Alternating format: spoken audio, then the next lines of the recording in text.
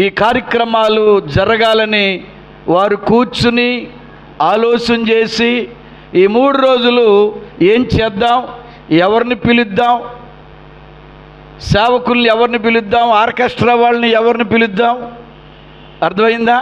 కాబట్టి అని ఆలోచన చేసి వారు సంఘ పెద్దలు దీన్ని డిసైడ్ చేశారు.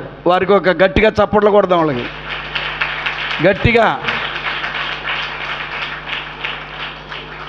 కాబట్టి గృహసమితి వారు ఉన్నారు, అలాగే లీగ్ ఆఫ్ మెర్సీ వారు ఉన్నారు, అలాగే యవనస్తులు లేకపోతే ఏది లేదు. దాని అంతట్లో మనం అన్నీ మాట్లాడుకుంటాం కానీ పిల్లల్ని వదిలేస్తాం. సండే స్కూలు చాలా ప్రాముఖ్యమైంది.